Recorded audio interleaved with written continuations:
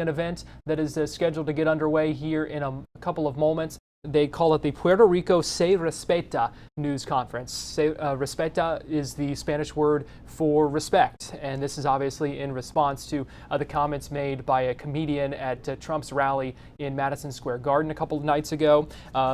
So we expect to hear from them. Rick Scott holding a Get Out the Vote rally that is wrapping up at this hour. He's in Ormond Beach. Governor Ron DeSantis getting ready to speak in Clearwater.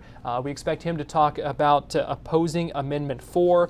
There was a bipartisan group that just held a news conference at a dispensary in Orlando in support of Amendment 3. So that a number, as I said, of campaign events at this hour. We also, in the last half hour, just got new details about a homicide arrest in Osceola County and a shooting from Palm Bay over the weekend that is now being investigated as an apparent murder-suicide. So a lot going on this morning, and we will give you updates on all that throughout this next hour. But I want to first begin with what we know about a breaking situation in Daytona Beach. This is a tweet from Daytona Beach Police. We're told officers are on the scene at the Baymont Hotel, that's at 2725 West International Speedway Boulevard, in reference to a person shot. That victim, we're told, has been transported to the hospital for treatment. Police here in this tweet, you see, it is an active investigation. They said more details will follow. Please avoid the area. That is the latest update. But we do have a story right now on fox35orlando.com. We will update it as more details on this situation come in. I want to go ahead and give you a live look right now. Inside this is at Crocante in Orlando, the restaurant where this Puerto Rico Se Respeta news conference is about to get underway. We expect a number of local lawmakers to join. U.S. Senate candidate Debbie Mucarsel-Powell is supposed to be there, as well as Congressman Darren Soto, Congressman Maxwell Frost, and then a number of other local leaders as well. So they are getting ready to speak there, and we will bring that to you when that begins. But I want to start the final push before Election Day. We are 7 days away from November 5th. Which is a day that we've been talking about for a while, but it is now almost here. And Florida Democrats held a news conference, a virtual news conference just a little bit ago, kind of talking about how they're going to make their final push and what their strategy is over this final week. We've heard them say all along that they believe Florida is in play. Realistically, it's an uphill battle for them, but that is what they have been saying. And so this is the chair of the Democratic Party, Nikki Fried, talking about what their plan is over this final push. We are 1 week away from Election Day. 1 week to make history. 1 week to make it all count. Before I make my final pitch, I want to thank the tireless leaders who are joining me this morning. Congressman Soto, Senator Jones, Representative Woodson, and Samuel Vilches, each stepping up in their communities to bring us a victory on election night. We know that this is going to be a close race up and down the ballot. Elections in Florida are always that way. That's why we're going to wake up every single day over the next 7 days to fight for every last vote, to break the supermajority and send Debbie Mucarsel-Powell to the U.S. Senate. Now, I know many of you are looking at the early vote returns and are quick to count us out. But to that, I say Florida is still in play. Let's read between the lines here. Over 5 million Floridians have already voted, with many likely Democrats planning to vote over the next week, and over 1 million MPAs in the door already. And if trend continues, we expect to see them breaking by at least 50 to 65%. Because voters are rejecting extremism. We're seeing that all over the state and all over the country. From the property insurance crisis to one of the most extreme abortion bans in the nation, Florida Republicans stand on the wrong side of history and the wrong side of these issues. That's why polls nationally and Florida have consistently shown Harris leading with independent voters by a significant margin. And a new poll from St. Pete Polls shows that Vice President Harris is leading among Floridians who have already voted. That means that we are neck and neck with just 7 days to go. And as Trump ramps up his dangerous and divisive rhetoric, Republicans are beginning to reject extremism and put country over party. I joined Rich Logus, the founder of Leaving MAGA, last week. And earlier this month, I was with Bob Milligan and Max Stepanovich, hardcore Republican operatives and elected officials, as they endorsed Kamala Harris for president. If you told me 2 years ago that I'd end up on the same team as Mac, I would have never believed you. We are building a new and unlikely coalition here in our state because the stakes are higher than they ever have been before, probably in our entire history. But this is also a different Florida Democratic Party. Over the last 18 months, we have rebuilt, revamped, and re-energized this party into the machine that it is today, powered by over 150,000 volunteers who have knocked on over 2.5 million doors, made 8 million calls, and sent over 20 million text messages. Now, for anybody watching, the sooner you vote, the sooner you'll stop receiving our calls and our texts. We have a massive grassroots operation on the ground every single day, and Democratic candidates running in every seat. That matters. It matters because we're picking up votes in counties red and blue, big and small. And it means we're not letting a Republican walk into office without a fight. Because Florida is worth fighting for. That's been our North Star all along. In Washington, D.C., Florida can decide the Senate majority and the Senate majority leader. We can flip congressional seats and take back the House and Congress. We can break the supermajority and finally get something done about property insurance crisis in Tallahassee. We can end Florida's near total abortion ban and finally legalize cannabis to stop putting people behind bars for simple possession charges. And we can send state attorneys Andrew Warren and Monique Worrell back to work. For the next 7 days, I'm telling my team, don't worry, work.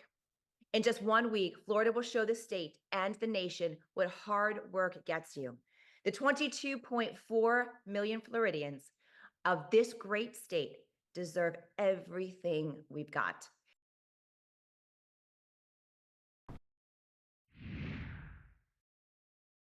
All right, we are going to go ahead and take a break here on Fox 35 News Plus. When we come back, Governor Ron DeSantis, his news conference getting ready to begin in, I believe he's in Clearwater this morning. He's also with former head coach of the Tampa Bay Buccaneers, Tony Dungy. So we will take you to that news conference right on the other side of this break.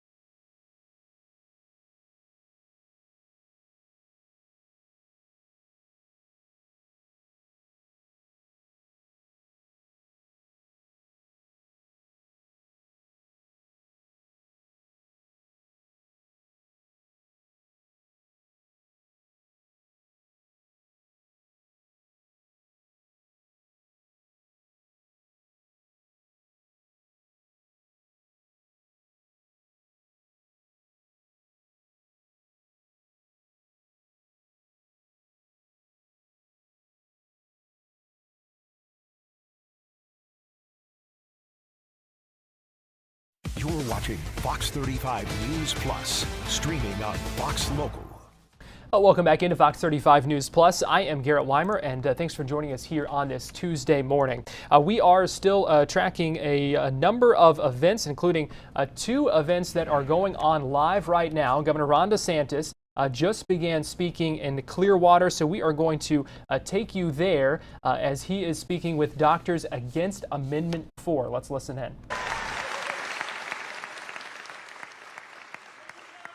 So we've got these amendments on the ballot, 3 and 4, and people will ask me, like, Governor, what's the deal with these? Like, I don't really, understand what they'll do. I see these commercials, all this stuff. And so I think it's important that people go into this eyes wide open and just understand that you're talking about amending the Constitution of Florida. That's different than what the legislature does. They can pass a bill, put a bill on my desk, and I can sign or veto it. If I sign it, it goes into law. You don't like it, you can elect different legislatures. I mean, I saw some of our representatives here from Pinellas County. That happens all the time. Constitution, like, that's playing for keeps. Once it's in there, the legislature cannot amend it through normal legislation. So my view is your default when they are proposing constitutional amendments should be no. That should be the default position. The people that propose an amendment have a very high burden to prove to you why you should amend this Constitution and then take these decisions away from the people of Florida through normal elections and the normal political process, because that's what you're doing. And so they have to prove that to you. So when you're reading these amendments, if you don't know what some of the words mean, if you don't know what this would do, if you don't have a very firm sense of that, you should vote no. And I don't care where you stand on these issues. This is about something even bigger than normal issues. This is something that is going to be a part of Florida forever. And to go into this without having a firm understanding of what it's going to do, and what a ridiculous way to govern, that you can have special interests write an amendment out of state in Amendment 4's case, a weed company that traded on the Canadian Stock Exchange in Amendment 3's place. They have now, on Amendment 4, they have spent $120 million. They're not doing that for their health. They have an agenda. They're going to make money. On Amendment 3, just one mega weed corporation has poured in $140 million. And oh, by the way, that company's CEO wrote Amendment 3. And so you have to ask, is this the way to govern? You write a vague amendment that people can't even agree on what it means. You flush $100 million, and most of what they're doing on Amendment 4 is just basically spewing lies about the state of Florida. People caught on to that because they get different advertisements saying that basically what Florida does and what Florida law is. So they've lied about that. So now they're running ads talking about Ohio and Georgia. Well, what does that have to do with Florida? So this is what it is. So this is not the way to do business. I don't care where you are on any of these issues. This just stinks to high heaven. So default should be no. They got to prove to you that you know. And there are certain things when these amendments, if there was a proposed amendment, which we eventually adopted in Florida, it shall require a vote of 2/3 of each house of the legislature to raise taxes. I support that, and that's in the Constitution now. Maybe you don't, but everyone knows what that means, right? Very clear, very simple. This Amendment 4, this is an intentional deception on the public. They did this intentionally. And so this is really, really bad. Now, it's interesting because they spent tens of millions of dollars lying about Florida a law, and we've had a lot of physicians that have shot that down. And just let me say very clearly, because you hear these ridiculous things about, if a mother has a miscarriage, that somehow you wouldn't be eligible to. That is a lie. But not only is it a lie, some of these physicians that are out there, palling around with Amendment 4 people, that if they do that in their practice, they are committing malpractice in the state of Florida. They should lose their medical license in the state of Florida. And honestly, they should be sued to high heaven for medical malpractice. It's ridiculous that you would inject things that are totally false. They also will talk about, look, these are very difficult subjects. You start talking about, just as a dad and being there for my wife when we had our 3 kids, none of this is easy to do. And then you have situations that are fortunately rare, but then do happen. Situations where you may have a woman who's raped. It's a terrible thing. And they're running these ads. Florida has exceptions for that. Florida has exceptions, of course, for the health of the mother, life of the mother, incest, victims of all that stuff. And yet that's what they're focused on. So they're lying to you, saying that this is the case when it's not, therefore vote for their amendment. But they don't tell you much about their amendment. They don't want to go through what any of these means. They haven't defined the terms for you. They haven't flushed out any of the implications because it's basically one bait and switch. So what does this amendment actually do? And oh, by the way, to have a group do $14 million funded by a left-wing Swiss billionaire, this 1630 fund, research that fund. They've poured $14 million into passing Amendment 4. How is it okay to have foreign money pouring in to these amendment fights? What does this have to do with Switzerland? Nothing, and yet we have massive amounts of money. So what does this say? All right, that was Governor Ron DeSantis speaking in Clearwater right now about Amendment 4. I can tell you that other news conference that we are monitoring with the group of local Democrats talking about the comments about Puerto Rico also still going on. We are still monitoring that. We hope to bring you a portion of that here in just a little bit. But we are going to take a break here on Fox 35 News Plus, and we will be right back after this.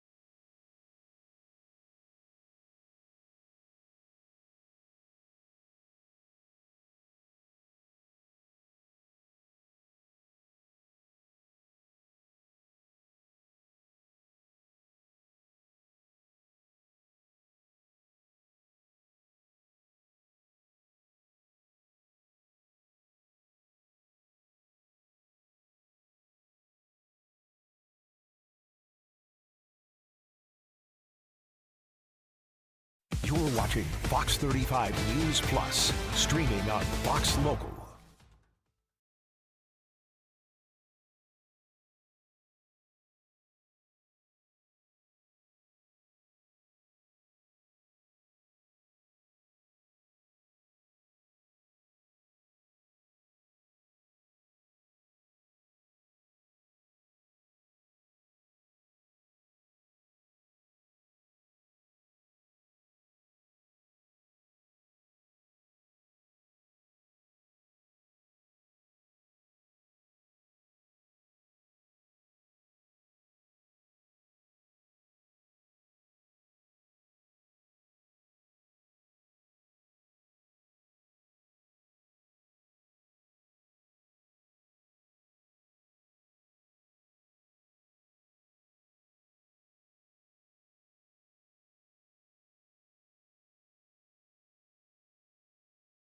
We don't agree on much, but we agree on this. And it's not just us. It's President Donald J. Trump.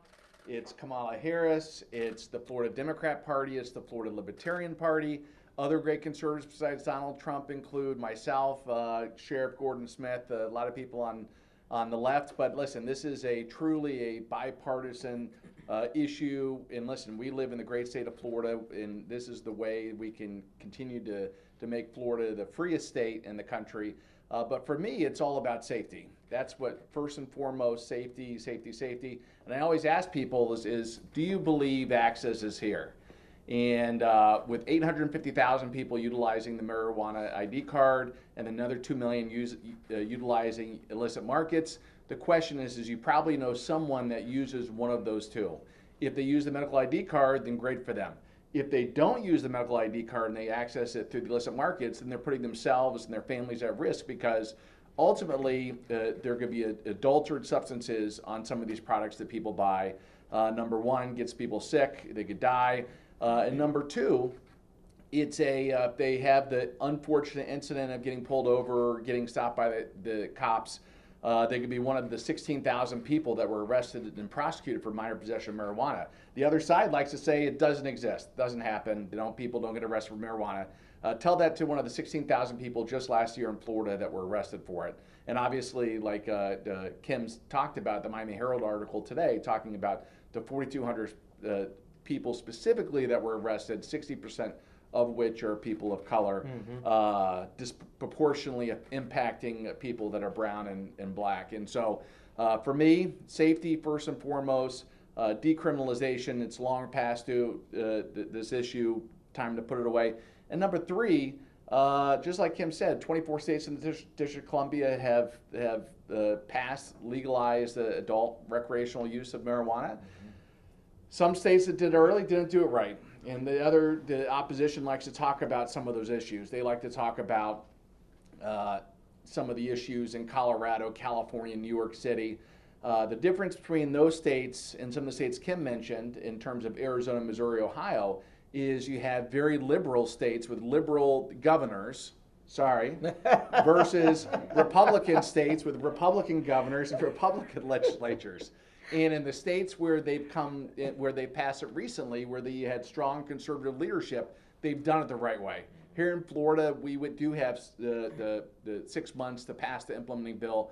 We do have, Florida has broad police power, so we can legislate and regulate the safety, health, and welfare of the general public. I personally spent 6 years trying to pass a law banning smoking in Florida, ultimately landing on a banning of smoking on beaches. And and I will continue to push for smart regulations like banning public consumption, zero tolerance when it comes to driving, and everything else that you would think of that would protect everybody that wants to do it, and at the same way that people that don't want to see it. I think you should do it in your homes. Florida, we're in a unique position where we could set those guardrails up, make sure we do this the right way, the Florida way, and ultimately everybody wins. Yeah, well, listen, Senator Gruber said it best. I mean, he laid out the three things, and one major one that I look at from a criminal justice aspect, even as you speak of who is disproportionately affected by this, it's not just black and brown, specifically it's black and brown men who are usually significantly affected by these laws. And you look at the laws that have been created in a lot of the ordinances, across the state, and as far as what happens when individuals are caught with low amounts of marijuana. Everyone have their own type of policies, what it look like. This what gives us the opportunity, the legislature, to create uniformity across the state and what it look like. It is bipartisan. The state of Florida, I've been in this process for 12 years. The state of Florida constantly says that we want to be the one to look at what does best practices look like, and we do it better. Now, we've seen that, right? So why is this issue different? Why would the misinformation that is happening with the executive office, and they're using their platform and using taxpayer dollars to send misinformation out to Floridians? That I quote something that I absolutely agree with. That is the very reason why people hate politics now. It's because of the lying. It's because of the misinformation that we're seeing. And let's be honest with with American people and with Floridians when it comes to this issue around marijuana. If Florida really calls itself the free state, allow people to be free to do what they want, and then and allow the legislature to be the ones to create the rules, as it has to happen anyway when it comes to Amendment 3. And so when we talk, as we continue to get individuals to understand and educate them on what this importance is, it is about freedom. It is about ensuring safety. And last but not least, it is about giving individuals the right information that they need to be informed of what marijuana is, adult use, and what it's not.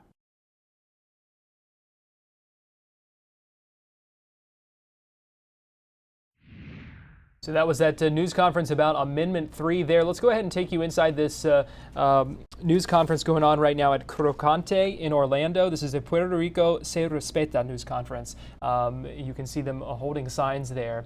Let's go ahead and listen into this for a minute here. Our ethnicity and our background. Let us embrace the diversity that makes our nation, our community strong, and reject the attempts to undermine the value of our community. And the way we do that is we vote. Yeah. We use our voice and we vote. Como han dicho muchos, Puerto Rico se respeta. Y los que están en la isla hoy no pueden votar por su determinación y su camino, pero nosotros sí. Y así es que se hace. Así es que sacamos no nada más que el expresidente Donald Trump y todo su equipo y toda la gente que se creen que nosotros somos basura, enseñándole en sí cómo se saca la basura y no se deja entrar de nuevo. Gracias. Esa parte. Muy bien. Eso. That was Johanna Lopez that you are, who was just speaking there, a representative and also she was born in Puerto Rico. As she comes to the stand here. Gracias por estar aquí. Como saben, yo soy la única puertorriqueña actualmente en la Casa de Representantes de la Florida. I'm the only Boricua in the House at this moment. I'm gonna start English, but my English is not very good looking, como decía Celia, pero el pueblo votó por mí porque los puertorriqueños sí votan. Y van a haber sorpresas. Y el atrevimiento de este dichoso comediante, que ni quiero mencionarlo, porque no se lo merece. Esto fue totalmente premeditado. Todos sabemos que en este tipo de rally, cuando usted va a conferencias nacionales, usted tiene que someter el discurso. Y si hoy el candidato a la presidencia, Donald Trump, dice que no es cierto, usted sabe que es falso, porque él hasta ha recibido críticas de que él manda encima de su campaign manager. Again, that is Johanna Lopez speaking right now. She is, as you heard her say as she came up, the only Puerto Rican in the Florida House speaking at this news conference. We are going to have to take another break here on Fox 35 News Plus. I know there's a lot of events going on right now, including former President Donald Trump speaking at Mar-a-Lago. We'll try to get you there in a little bit. But coming up, we are going to give you an update on the shooting over the weekend in Palm Bay that we know police are now investigating as an attempted murder-suicide, and also a homicide arrest in Osceola County. So we'll have those details coming up on the other side of this break.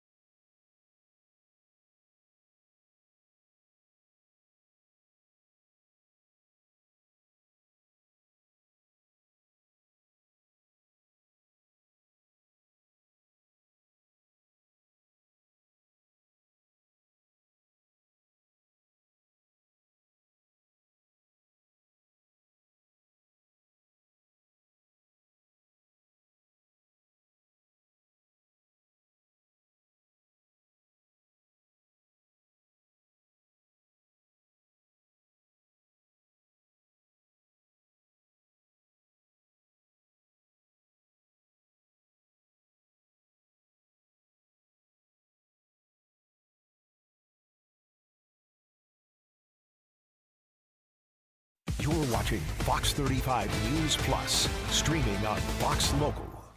Welcome back into Fox 35 News Plus. I am Garrett Weimer, and thanks for joining us on this Tuesday morning. Just a little bit ago, Osceola County Sheriff Marcos Lopez held a news conference giving an update on a homicide arrest and an extradition in Osceola County. Let's go ahead and listen in as he gives the details on that. Just a little bit ago. This case began back in Saturday, August 24th of 2024. Members of the Sheriff's Department responded to the Beyond Smoke Shop located at 4838 West Earl Bronson Memorial Highway. We responded in reference to a call of a shooting. When deputies arrived on scene, they found the victim in the parking lot with a gunshot wound to the head. The victim was declared deceased shortly afterwards by the Osceola Regional Hospital. The victim was identified as 24-year-old male Onyx Ramirez. During the investigation, detectives with my office were able to find surveillance videos. In the area that they captured, and the videos that we obtained caught the murder on camera. The killer can be seen pulling out a gun and pointing it toward the back of the victim's head, pulling the trigger and killing him. That's the suspect right there. He's 24-year-old Jordani Ramos Oliveira. When Jordani shot Mr. Ramirez, the bullet ended up traveling through and striking Jordani's own friend who was there at the scene in the hand, but he survived. Tragically, Mr. Ramirez did not. About a week and a half after this shooting, the Sheriff's Office obtained an arrest warrant for Jordani Oliveira.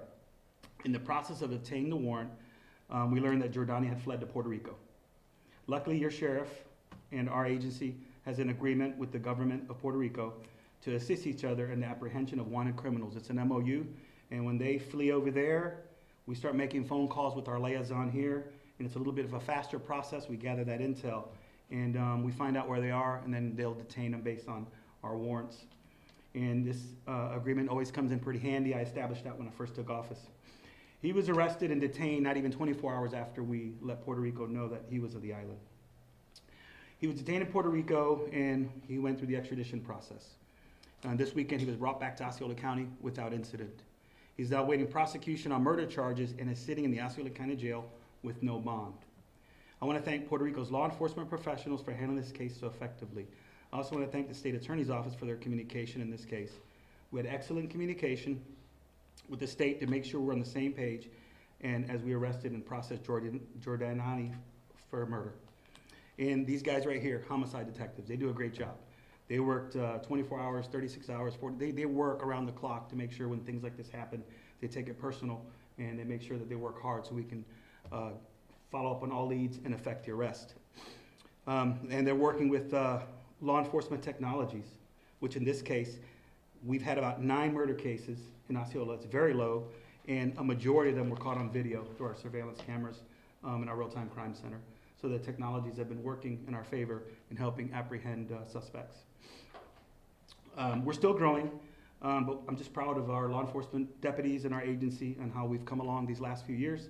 And using technologies through law enforcement has really been working, and we're going to continue to improve them. They put in a lot of hard work in this case, and everything has worked smoothly, and the murderer is now back in Osceola County. So that was an update from Sheriff Marcos Lopez just a little bit ago about that Osceola homicide arrest. Now, we also, in the last hour, got an update from Palm Bay Police about a weekend shooting. 1 teenager dead, another injured in what we now know is being investigated as an attempted murder-suicide. Police Chief Mario Agello gave an update just a little bit ago. All right. So, good morning. My name is Mario Agello, A-U-G-E-L-L-O. I am the Chief of Police for the Palm Bay Police Department. So this morning I wanted to give you an update on the attempted murder-suicide we had over this weekend. On Sunday, October 27th, around 2:48 in the morning, our 911 call center received a phone call of a shooting in the parking lot of one of our local businesses located on 1103 Malabar Road. The caller, a 16-year-old female, told all dispatchers that another female victim was shot and that there was also a male that was there at that location who was also shot. Our officers immediately responded to the scene and attended to the injuries and started preserving the scene and treated it as a crime scene. On-scene officers found a 16-year-old female victim with a single gunshot wound. She was airlifted to an area hospital. There was also a 17-year-old male, also with a single gunshot wound. He was trauma transported to a nearby hospital. Our major case investigators responded to the scene along with our crime scene technicians and began gathering statements and evidence. What we've learned through our collection of evidence and through statements our investigators were able to determine is that a male and female who were shot were in a domestic relationship. They agreed to meet in the parking lot of one of the local businesses located on Malabar Road. When the male arrived, he shot the female and then ultimately shot himself. The female victim is listed in stable condition. The male, unfortunately, has succumbed to his injuries while at the hospital. As you may know, this is still an active investigation, and due to the individuals involved being juveniles, I will not be releasing their names today.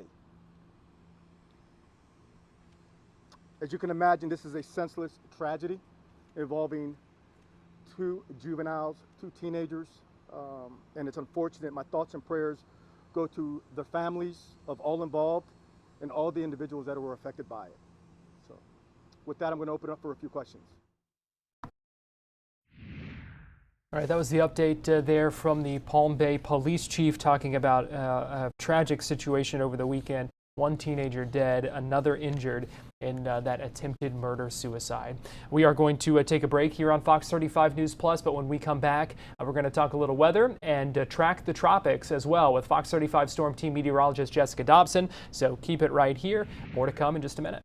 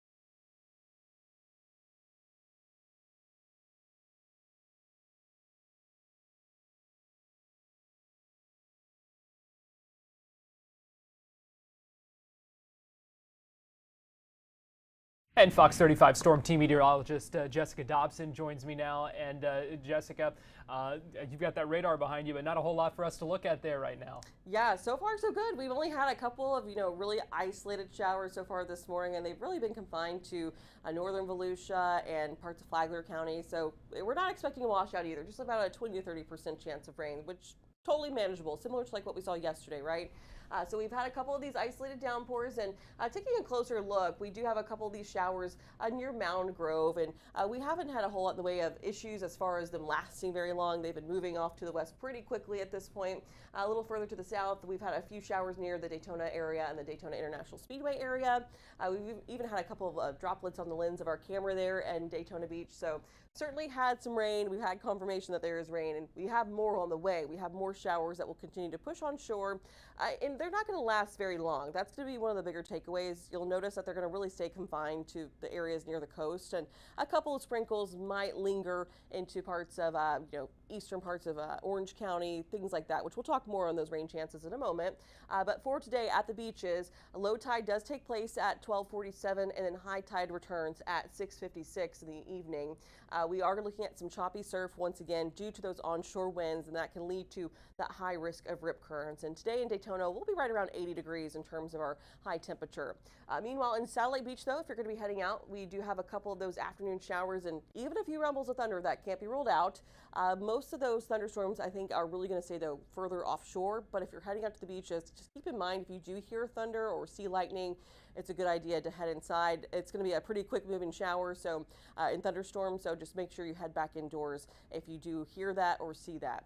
But otherwise, temperatures through lunchtime will climb to low 80s, and by 4 o'clock, 83 degrees, and that's where we'll start to see that rain chance really pick up as well shortly after lunchtime today. Forecast highs across the board will be anywhere from the low 80s along the beaches. That is going to be courtesy of that northeasterly wind, and that is going to be helping to give way to slightly cooler temperatures and also those rain chances along the beaches in Flagler County and also into Daytona Beach and New Smyrna. That's where we're going to have low 80s, closer to the mid 80s for Brevard County. 84, though, our high today in Orlando. And specifically for areas that are going to be a little drier, say the Villages, Bushnell, Winter Haven, that's where we'll see temperatures around 85 degrees. So a little bit warmer because we'll be a lot drier in those spots.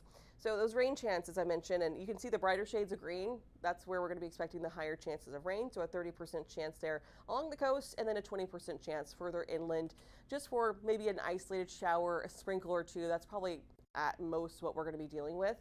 But looking at our future clouds and radar, it does show that we'll have a few more showers and a couple rumbles of thunder that will try to move their way further inland. This will be the case pretty much all afternoon.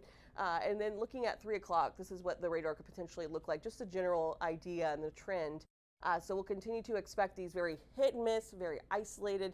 Really not going to be expecting widespread action, and maybe it'll give some water to your garden. It probably is a little thirsty at this point. But looking ahead towards tonight, we're going to be expecting these to gradually wind down, especially after midnight. But hey, this week is Halloween, Thursday to be more specific, and so far the forecast is looking pretty good for it. Temperatures through the 6 o'clock hour as kids are out trick-or-treating, 78 degrees. Sun goes down, we'll dip down to 75 by 7 o'clock, and then 77 by 7 o'clock, and then 75 through the 8 o'clock hour. So overall, we'll start off in the upper 70s, sitting at 80 degrees, and then we'll end the night with the mid 70s, maybe even the low 70s for a couple of spots, but looking mostly dry so far, which is good. Now, what's not good is what we're tracking in the tropics, right? We have this medium chance of development. This is across the southwestern Caribbean. Pretty much unchanged from yesterday in terms of the outlook from the National Hurricane Center. It's still at a 40% chance. And we still don't have a great idea of what exactly, in terms of strength of what could form and exactly where it might go. And the strength of it would be determined largely by the path it would take. And there's a couple of different scenarios that could take place, and we'll talk more on those in a moment. But what we do know is that likely by the time we reach the first week and a half of November, we're going to start to see more of an organized system try to get going. What's going to happen is this very large area of high or low pressure is going to form.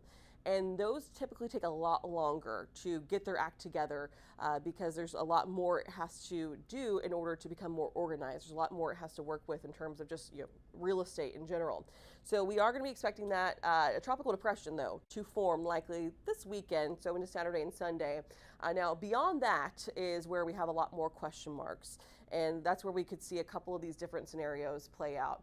This one, I think, is going to be more of the typical scenario we would see this time of year, one of them at least, where we do have a high pressure build in from the north and west across the southeast United States. That will help to push the jet stream further off to the east, and that will help to push the storm into the open waters of the Atlantic, and that would steer it away from central Florida. So I think that's going to be more the likely scenario. We could see it maybe steer a little bit closer to Florida specifically, but those are all going to be things we have to really keep a close eye on. I will say a few very isolated models, I mean like very few model runs at that, so our data that we look at have tried to paint the picture of it maybe moving into the Gulf. There are some very warm waters in the Gulf, so that would mean probably a bit of a stronger storm closer to hurricane strength. Regardless, though, it is still way too early to get into too many specific details as far as, the strength of that might go. When we have a better idea and a more of a, consistent idea of what might take place, especially with the data that's coming in, because right now it is just so all over the place because we're so far out still. We're almost probably 2 weeks out from, a system actually manifesting and taking place. But so just keep that in mind. Regardless, stay close to the forecast. And our next name on the list would be Patty. So that would be our next name we'd be talking about. So looking at our 7-day forecast, we of course have Halloween that's taking place this week. Just a 20% chance of a few showers, and really the forecast is going to be kind of a rinse and repeat setup between today, tomorrow, and into Thursday. Friday looks a little drier and a little hotter as well, high of 85. And then don't forget this weekend we do fall backwards. So that means we get an extra hour of sleep, but we lose an extra hour of daylight unless you get up really early and you're up in time for the sunrise. But so that's always an adjustment. I feel like the longer we go on, the worse the adjustment gets. But that's what we can expect. Looking dry though throughout the weekend, and it's looking pretty nice as well with seasonable temperatures. And of course, stay close to the forecast when it comes to the tropics, because we're still keeping a close eye on that. What could potentially be Patty? That is Garrett. Yeah, and I know you said that it could be, still a couple of weeks, but yeah. That's why it's nice that y'all are able to kind of give us that advance notice so that we can keep an eye on it, even though there's still a lot that's unknown right now. Yeah, for sure. And we are very transparent with what we're seeing and what we might expect. And in November, climatologically speaking, so just normally or in history in the past, we've only seen 3 hurricanes ever in the history of weather data that we have available to us, which goes back to the 1800s.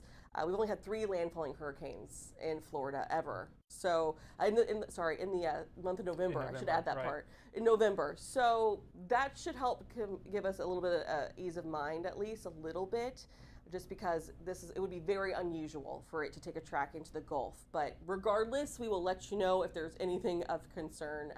But we are, giving you that heads up that there's something that could be brewing out there, so we will let you know. All right, we'll keep an eye on it. Fox 35 Storm Team meteorologist Jessica Dobson, we appreciate you joining us.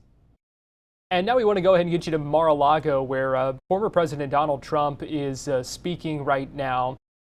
This is at Mar-a-Lago in West Palm, and we are less than a week now until Election Day. So let's go ahead and listen into what he has to say. FEMA has been a total disaster. We had FEMA that was fantastic when we did this, because we had our hurricanes too. We had some bad ones, but we did a great job with it. It's not there. And then you see that they originally blamed, and then they tried to take it back, but it was a little late. But they said that the money was spent on bringing illegal migrants into our country. They spent close to $1 billion, and these were funds that were spent. And you have to say, I was in North Carolina recently, and I looked at devastation that was just unbelievable. There was nobody there from the federal government. The local people have done incredible things. Franklin Graham has done incredible things. He's been amazing. But there was nobody there. So we're pleased also to be joined by Christy Shamblin, person I know and I've gotten to know over the last year or so, the mother-in-law of fallen Marine Corps Sergeant Nicole G. Nicole made the ultimate sacrifice during the disastrous withdrawal. Not that we were withdrawing. I was going to withdraw, but we were withdrawing with dignity and strength and power, and we were going to keep Bagram, the big air base, because of the fact that it was so close to where China makes their nuclear weapons. 1 hour away. We should have kept it, and we didn't do that. But the way they withdrew, they took the soldiers out first. No, you take the soldiers out last. I went 18 months without one soldier. I spoke to Abdul, the leader of the Taliban. We went 18 months without one soldier even being shot at, no soldier being killed for 18 months. And then we left, and you had this group of incompetent people take over. Guys like Milley should have been fired. They should have been fired. Anybody that was involved with that disaster should have been fired.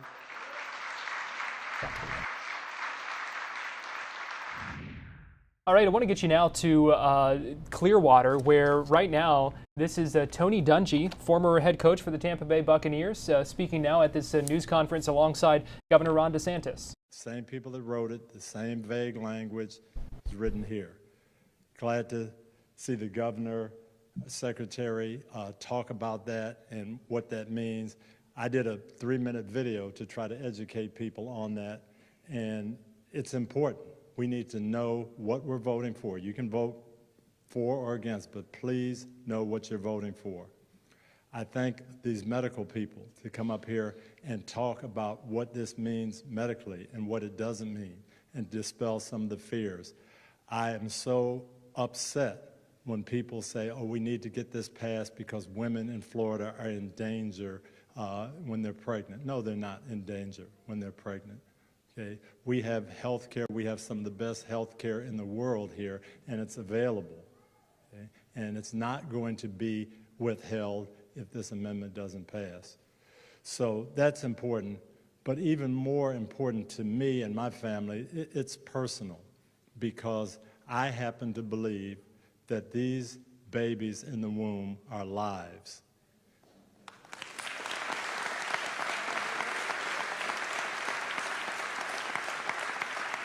And I know everybody doesn't believe that, but I happen to believe it. My Bible tells me that they are.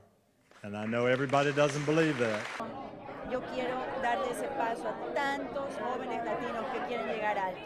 I also want to apologize for clicking the button a little quick there. I was trying to get things set up in the background, but we went ahead and take this. It is Debbie Mucarsel Powell speaking now with reporters after that news conference wrapped up. Because they're done with 14 years of extreme politics from Rick Scott, someone that has done nothing but cut funding for education. He has voted against any sort of bipartisan compromise to bring funding for climate resiliency. He has proposed eliminating Medicare and Social Security. I'm someone that's going to go up there. I'm not running just to run. I'm running to serve the people of Florida, regardless of politics. We are all so tired of that. Let's come together and be proud to be Floridians. That someone like myself will put the partisan politics aside, work with whomever wants to work on lowering the cost of living, lowering the insurance rate crisis that began under Rick Scott, bringing good paying jobs for our youth that want to stay in our state. That's what I'm about. I'm not about standing with the other side that continues to attack and create chaos, division. Let's come together and denounce that and create a better future for all of us.